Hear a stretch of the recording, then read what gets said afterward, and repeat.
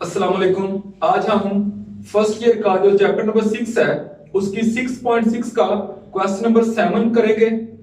तो question number 7 जो है इसके अंदर वो कह रहा है कि जो ए बी सी डी है, ये जो ए बी सी डी है ये किसके अंदर है, ये ज्योमेट्रिक प्रोग्रेशन है। और हमने किसको प्रूव करना है, हमने ये प्रूव करना है A square minus B square, B square minus C square और C square minus D square, ये भी ज्योमेट्रिक प्रोग्रेशन में है। तो देखें अगर ए बी सी डी ये जीपी में है तो क्या होगा, फिर ऐसा होगा कि इनकी कॉमन रेशो सेम होगी। मतलब क्या, अगर बी को ए पे डिवाइड करेंगे उसको हम कॉमन रेशो आर कहेंगे और वो सेम होगी अगर सी को बी पे डिवाइड करेंगे, और इसी तरह अगर डी को सी पे डिवाइड करेंगे तो ये सारी जो वैल्यूज है ये इक्वल होगी, क्योंकि ये ए बी सी डी किसके अंदर है, ये जीपी के अंदर है। तो हम कह सकते हैं कि ये सारी वैल्यूज क्योंकि आर के इक्वल है तो ये सारी वैल्यूज आपस में भी इक्वल है। और यहां से हम ये डिफरेंट रिजल्ट निकाल सकते हैं। ये देखें, जैसे ये पहली दो टर्म्स इक्वल है ना, तो इनको क्रॉस मल्टीप्लाई करें तो बी स्क्वायर किसके इक्वल होगा, ए सी के, और इसी तरह ये वैल्यू भी हम निकाल सकते हैं। अच्छा, अब हमने क्या प्रूव करना है, हमने प्रूव करना है ये जो तीन टर्म्स है ना, ए स्क्वायर माइनस बी स्क्वायर, फिर बी स्क्वायर माइनस सी स्क्वायर और C square minus D square, ये भी जीपी में है।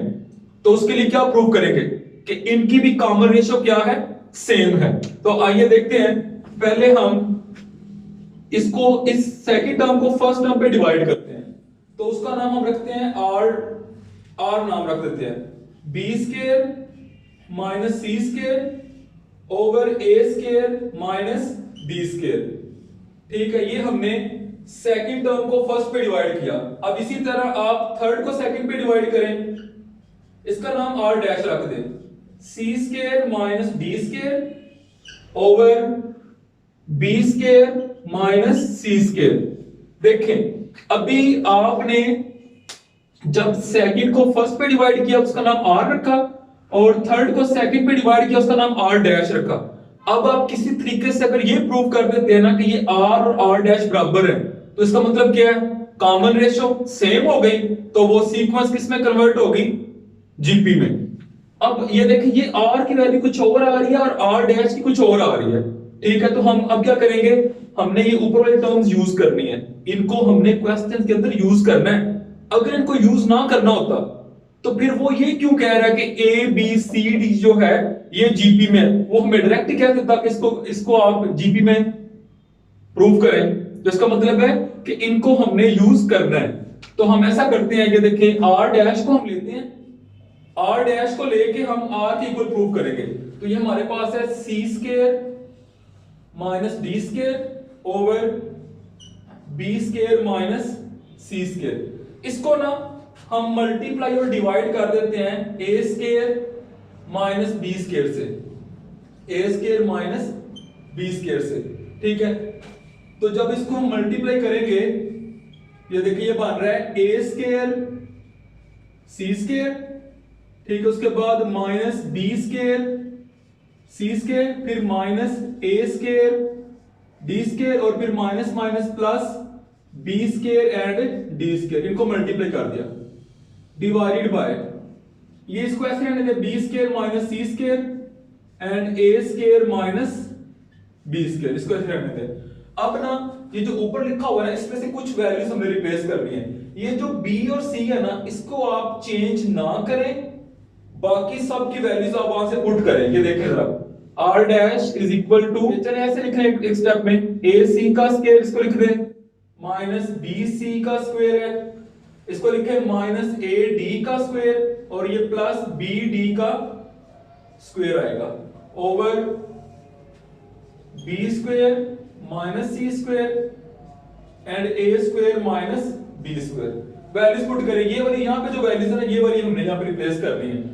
तो ये आ जाएगा R dash is equal to A C की जगह पे क्या आएगा, ये देखें ए सी की जगह पे बी स्क्वायर, तो ये आ जाएगा बी स्क्वायर और उसका ऊपर स्क्वायर भी है, माइनस इस बी सी को हम नहीं छेड़ेंगे, माइनस ए डी, ये देखें ए डी किसके इक्वल है, वो भी बी सी के इक्वल है, तो यहां पे आ जाएगा बी सी का स्क्वायर प्लस ये बी डी किसके इक्वल आएगा, ये देखें अगर हम इन दोनों को इक्वल करेंगे तो यहां से वैल्यू आ रही है बी डी की वैल्यू आ रही है सी स्क्वायर।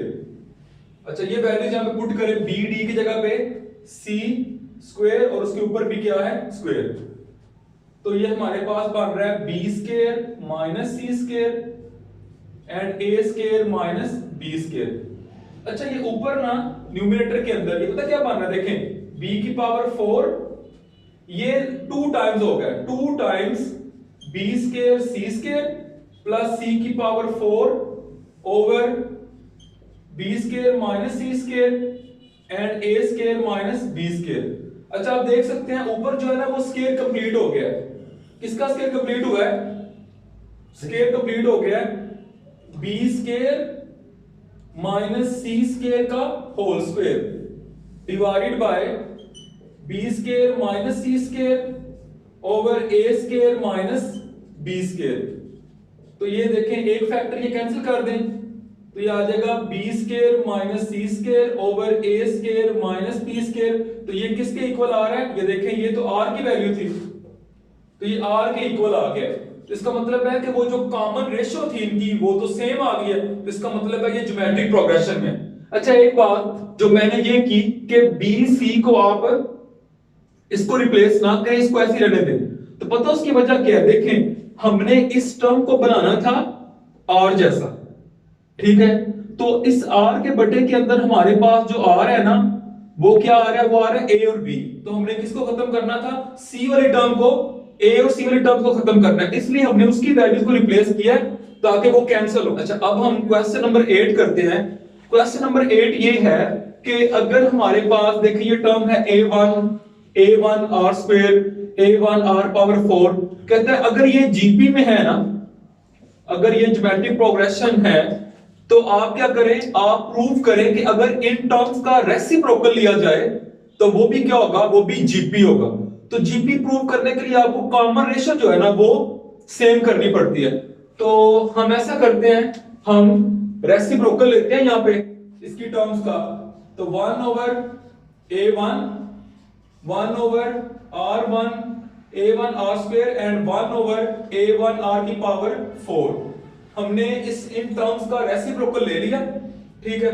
अब हमने प्रूव करना है कि ये जो है ये भी जीपी में है, तो उसके लिए कॉमन रेशियो सेम होनी चाहिए, तो आप ऐसा करें सेकंड टर्म को फर्स्ट पे डिवाइड करें, तो इसका नाम रख दें r dash, 1 over a1 r square divided bye 1 over a1, तो क्या होगा ये रेसिप्रोकल होके a1 r square multiply a, ये आ जाएगा कैंसिल होके यहां पे, तो r डैश हमारे पास आ जाएगा 1 ओवर r स्क्वायर, ठीक है। अच्छा अब हम नेक्स्ट जो 2 टर्म्स हैं, अब इस टर्म को इस पे डिवाइड करते हैं, तो उसका नाम हम रख देते हैं r डबल डैश, ठीक है।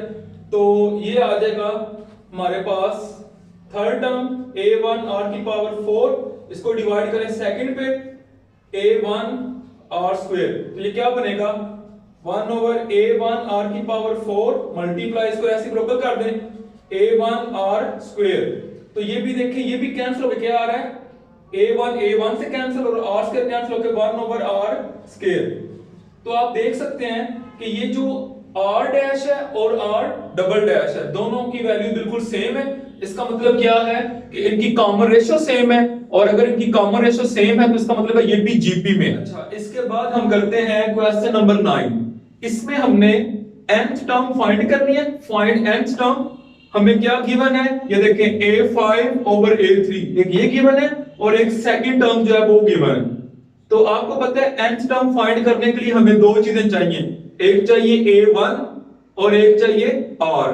तो ये देखिए हम ऐसे कर सकते हैं कि ये जो हमारे पास है फ्रॉम 1, क्योंकि ये जीपी में हम बात कर रहे हैं, तो a5 क्या है, ये है a1 r की पावर 4। आपको याद होगा इसका फॉर्मूला था कि अगर an लिखा हो तो an इक्वल होता है a1 r की पावर n माइनस 1, जो टर्म का नंबर होता है r में पावर में उससे एक कम होता है, तो यहाँ पे a5 है तो a1 r की पावर 4, इसी तरह डिवाइडेड बाय a3, तो ये आएगा a1 r की पावर 2 इज इक्वल टू 4/9। अच्छा a1 कैंसिल हो जाएगा, r स्क्वायर हमारे पास आ जाएगा r square is equal to 4/9, तो r हमारे पास आ जाएगा प्लस माइनस 2/3। ये हमारे पास r आ गया। अब हमने फाइंड करना है a1। तो a1 कैसे फाइंड होगा, ये देखें हमें गिवन है a2 is also equal to 4/9। तो a2 अगर 4/9 के इक्वल है तो a2 को लिख सकते हैं a1r इज इक्वल टू 4/9। तो यहां पे आप a1 फाइंड कर सकते हैं, r की दो वैल्यूज हैं, आप दोनों को बारी बारी पुट करेंगे। तो अगर आप ये कहें कि r जो है वो 2/3 है, तो पहले r की जगह पे 2/3 पुट करें इज इक्वल टू 4/9। तो यहां पे a1 आपके पास आ रहा है, ये इधर जाकर मल्टीप्लाई होगा, 3 multiply by 4 and 2 multiply by 9। तो a1 क्या आ रहा है, a1 हमारे पास आ रहा है, ये कैंसिल करेंगे, यहां पे 2 बचेगा 3, तो ये आ जाएगा 2/3। अच्छा इसी तरह अगर हम r जो है, अगर हम r की जगह पे -2/3 पुट करेंगे तो फिर a1 क्या आएगा, फिर a1 आएगा, यहां पे पुट कर लें a1 r की जगह पे आप पुट कर लें -2/3 इज इक्वल टू 4/9। तो फिर a1 क्या आ रहा है, वो आ रहा है आपके पास वही आ रहा है लेकिन माइनस में आ रहा है, -2/3। ठीक है, अब हमने nth टर्म निकालनी है। तो ये देखें दो केसेस है, हम लिखते हैं व्हेन r जो है अगर वो हमारे पास है, हम रखते हैं 2/3, तो a1 क्या आता है, वो भी आता है 2/3। तो nth टर्म क्या आएगी, an, इसका फार्मूला है a1 r की पावर n-1, ये इसका फार्मूला। तो ये हमारे पास आ जाएगा an, a1 क्या है 2/3 और r क्या है वो भी 2/3, उसकी पावर n-1। अब इसकी पावर क्या है 1, बेस सेम हो तो पावर्स ऐड होती है, तो 2/3 की पावर n आ जाएगा। एक ये nth टर्म है। दूसरा केस व्हेन a1 जो है वो हमारे पास क्या होगा -2/3 और r भी तब क्या होगा -2/3। तो फिर nth टर्म क्या होगी, an is equal to a1 r की पावर n-1। तो a1 क्या है -2/3 और r क्या है वो भी -2/3, n-1, ये भी बेस सेम है, पावर्स ऐड होंगी, तो -2/3 की पावर आ जाएगी n, ओनली n। तो ये हमारे पास हमने nth टर्म जो वो फाइंड कर लिया। आज हमने 6.6 जो है उसके कुछ क्वेश्चन जो है उनको डिस्कस किया है। तो नेक्स्ट लेक्चर में इंशाल्लाह हम जो है वो नेक्स्ट कंटिन्यू करेंगे। बहुत शुक्रिया, अल्लाह हाफिज।